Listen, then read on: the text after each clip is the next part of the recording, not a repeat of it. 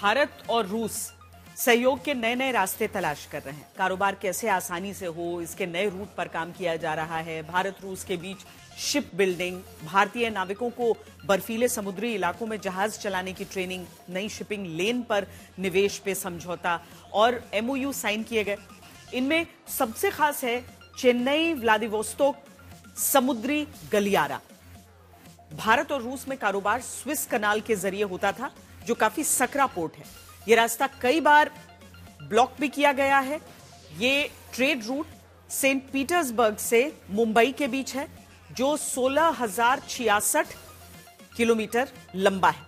इसके जरिए सामान आने में 40 दिन लगते हैं। इसके अलावा रूस से इंस्टैक यानी नॉर्थ साउथ ट्रेड कॉरिडोर से भी माल आता है, जो कई देशों से होकर निकलता है।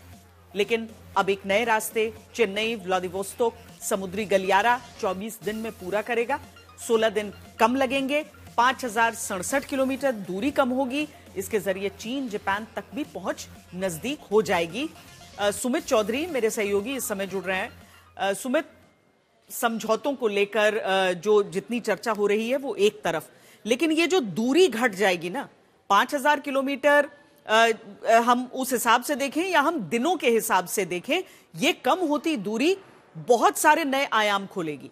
सुमित। बिल्कुल श्वेता, मैं अपने एक्सपीरियंस से आपसे कुछ साझा करना चाहूंगा। ये मैप तो मैं आपको डिस्क्राइब करूंगा। जब 2022 में इस युद्ध की शुरुआत की गई थी, तब रूस के सामने सबसे बड़ा संकट ये खड़ा हो गया था कि वो आखिरकार अपनी इतने सैंक्शंस लग गए थे कि आखिरकार वो अपने कई साजो सामान जो यूरोप से लेता था वो किससे मांगे। तो फिर उसके सामने एक ही ऑप्शन बचा, वो था चीन, क्योंकि वो व्लादिवोस्तोक में सबसे करीब था चीन के। और सबसे इंपॉर्टेंट बात यह थी कि ना चाहते हुए भी रूस को चीन पर भरोसा करना पड़ा, और चीन ने वही किया। चीन ने उसी भरोसे को जीतते हुए सेम समय पर वही साजो सामान यूरोप को और यूक्रेन को भी दिया, जो रूस के लिए एक अलार्म था। और फिर शुरू हुआ व्लादिवोस्तोक का ये पूरा का पूरा। सबसे पहले अगर आप देखें, ये ट्रेड रूट है इस समय। अगर आप चीन जाना हो या फिर आप कह सकते हैं कि यूरोप के देशों में जाना हो या सेंट पीटर्सबर्ग जाना हो, तब ये ट्रेड रूट इस्तेमाल किया जाता है, जो यहां से, यानी आप कह सकते हैं ईरान से फिर होते हुए आप इधर जाते हैं। और ये रूट जो है आप कैसे बंदर अब्बास से होता हुआ ये रूट यहां पर सेंट पीटर्सबर्ग जाता है, जिसमें करीबन 40 से 45 दिन मिनिमम लगते हैं, और ये करीबन 16,000 किलोमीटर का। लेकिन